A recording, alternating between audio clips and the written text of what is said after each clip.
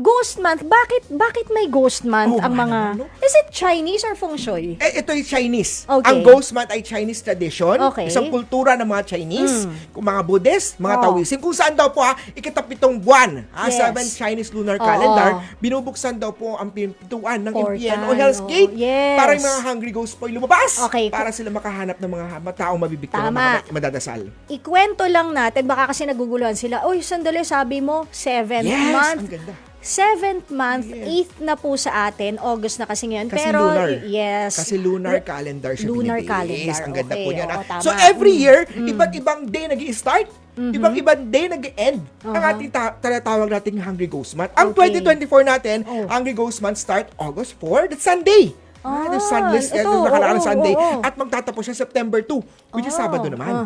Ang pinaka-peak of 15th day ng lunar calendar 2024 natin, Kailan yun? Ghost Month is August 18.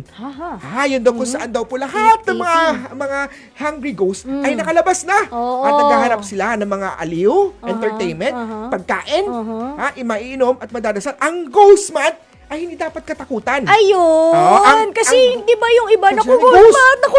Ghost! Oo, parang, oo. Ang Ghost Month is paalala sa ating mga nabubuhay na may mga past loved ones tayo na kailangan natin sila dasal ng pagkain na may inom. In Chinese, may insenso kami. Yes. May paper money kami sinusunog. Oo. Yan yung mga Ghost Month na alay offering at prayer. Parehas din po yung Ghost Month sa November 1, November 2 natin. Yes. Ang pinagkaiba ng Ghost Month is isang buwan siya. Ano ba, sa atin November 1, November 2, 1 day lang, 1 day, 2 days lang tayo. Sa Chinese po, Isang buong buong buwan yan. Para yan sa mga past namatay na mga kamag-anak, makakilala, o doon sa lugar natin may mga ganong espiritu, mga kaluluwang ligaw. Speaking of kaluluwang ligaw, Yes. 'di ba sabi mo nga mga kakilala, Yes. mga acquaintances, kamag-anak. Pero Yes. yun nga, yung mga kaluluwang ligaw meron din. Yes! So, usapan natin, Master, sino ba yung mga hungry ghosts? Oh. Ba't hungry? Angry ba sila? Sila po yung mga kaluluwang hindi pa napunta sa heaven. Sila yung mga kaluluwang hindi na reincarnate. Sila po yung kaluluwang may mga unfinished business. Sila po yung kaluluwang biglaan ang pagkamatay. Sila po yung sudden. kaluluwang during nabubuhay. Napakasalbahe nila. Naging napunta sa impyerno. Sila po yung mga kaluluwang, yung mga namatay sila talagang nakakatakot yung pagkamatay nila. Hindi na tanggap.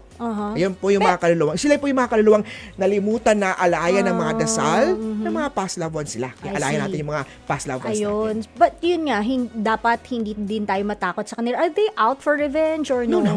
They're out for some food, for prayers, from some entertainment, for some dasal-dasal. So Ganun. nanghihingi sila ng prayer sa atin. Nanghingi silang prayer sa atin. May insenso, paper money, kandila, yan, pagkain, maiinom, yan ang mga hinahanap ng mga hungry ghosts. Pagka hindi Chinese, what Yes. can a Filipino do to help these hungry ghosts? Alam mo, pinaniniwalaan niya ng mga Chinese na pagka pinakain daw natin, o nilalayan daw natin, o remind lang natin, kasal lang tayo sa mga hungry ghosts, sila daw po ay pwedeng magdala naman daw po ng blessing sa ating mga nabubuhay. Oh, Yes, kaya pagluluto mga ko Chinese, kayo kung ng makikita mo kanton. yes, kaya doon makikita Sa mo August 18, pagluluto ko yung kanton. Makikita mo sa Chinese, ang dami namin mga pagkain alay. Oo. Ang dami namin mga sinusunog na paper Pupunta money. sa temple, Ang daming diba? temple na pupunta kami ng temple. Dahil isa sa mga tradition na ginagawa namin. Kaya alam mo na, pag sinabing Chinese, isa sa mga successful sa usapang negosyo, Yes. usapang pera. Pag Chinese talaga yan.